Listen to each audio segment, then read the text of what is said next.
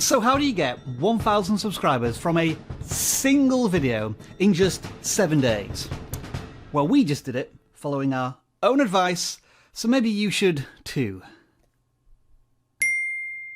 Now then, hey folks, I'm Rob, welcome back to vidIQ, educating you on your YouTube journey, and today's lesson is all about, well, just doubling down on stuff that you already know works on your channel. That's something that we've just tested and proven on the vidIQ channel through a video that basically explained its own successful strategy. Now, let me just temper expectations a little bit, because one of the reasons this video got 1,000 subscribers in 7 days is because of the vidIQ channel and its size. We already have a large audience, so this video had certain advantages in terms of distribution and discoverability. But having said that, a standard video on the vidIQ channel would perform like this. And so in this example, with 3x the watch time and 10x the number of new subscribers, which isn't too bad in anybody's book. So if you take this strategy, apply it to your video, how many more subscribers are we talking about? 5, 10, 25, 100? A lot more than usual. Anyway, in a nutshell, this is what the video is about. We looked at the data on the vidIQ channel from 3 different perspectives. The top 5 suggested views as a traffic source, the top 5 search terms as a traffic source, and the most subscribers driven from videos. From all of these videos, we identified a common pattern in that videos we make about how to get more subscribers really resonate with our audience. So we showed our viewers how to do all of this within the video itself while using the same strategy and this data to help us decide on the title and the thumbnail for the video. So here we have a video that contains the strategy that we want to inform viewers about and also the keywords that we want to use.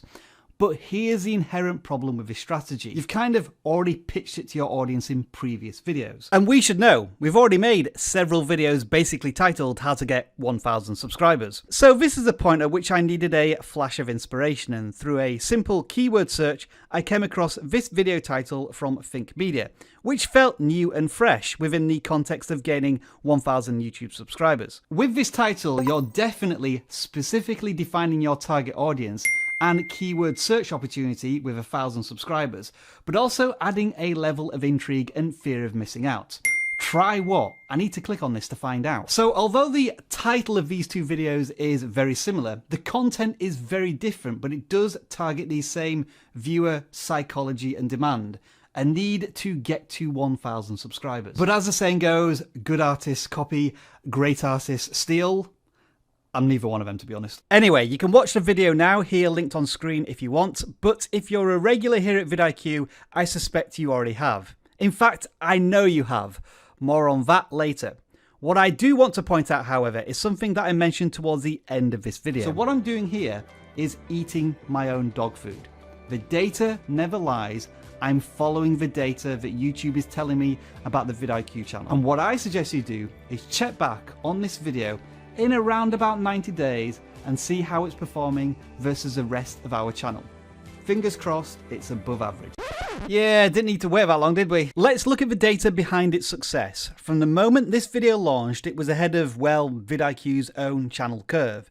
In its first hour, it got twice as many views as the channel average, and even a week later, the video is still getting loads of views from browse features as a traffic source. And that tells me one crucial thing about this video. When YouTube puts this thumbnail and title in front of viewers, they click on it. And this is how to prove it. During its first day, the video averaged a click-through rate of 8.7%. Now, in isolation, that number doesn't sound too great, does it? But, and this is what I've always said, never base your numbers against common averages. Instead, judge your numbers against your own data set. And when we do that, our channel average click-through rate is a shade over 5%. And so in comparison, this video is doing fantastically well. It's a very positive signal to YouTube, and guess what YouTube is going to do with it? It's going to test this video with a larger audience through recommendations. That's why this percentage for this video is so much higher than the channel average. It's also why when you review the impressions for the video, there are noticeable inclines when YouTube's recommendation system decides to test a video with a brand new bunch of people. Now, one thing this can impact when YouTube tests videos is audience retention. It's at 30%, which isn't great. Usually we hover around 40%. But reassuringly, when we view the data by relative audience retention, the video does perform average or better compared to other videos of a similar length. So this is definitely something to be aware of. When your videos do perform better than usual, you may find that your click-through rate and audience retention is actually lower than usual because YouTube is testing it with audiences that maybe aren't as familiar or as invested in your content. But now we get to the point in this video where I can reveal its true nature. This video has nothing to do with how to get 1,000 subscribers from one video. It's all about this. Yep, that's right folks, we're back on my favourite new analytic, return viewers. The video we made was designed to tap into viewers who had already associated our content with valuable information about getting 1,000 subscribers. And it worked because, as you can see, thousands and thousands of viewers came back to tune in for this video. I've already said this, and I'm going to continue to say this in future videos, and you're more than welcome to argue with me in the comments below.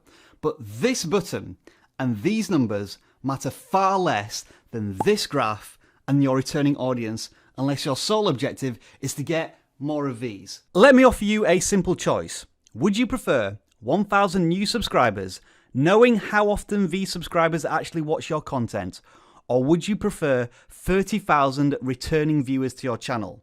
I know which I would personally choose. Of course, it's not always going to be returning viewers. It could be new viewers discovering your channel for the very first time. But irrespective of whether they are new viewers or returning viewers, what do you do next? You build trust, loyalty, and a relationship with those viewers. I feel like this year, I've been able to really tap into the vidIQ audience twice. The first time was when I made a video, ironically enough, about these graphs, representing a new way to unlock the YouTube algorithm.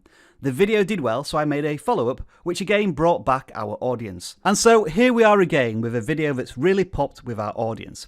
How do we as a channel capitalize on this by providing more of the same value to our audience? Well, I'm going to be honest with you folks, and I don't want you to feel as if you've been cheated or anything, but you're watching it right now.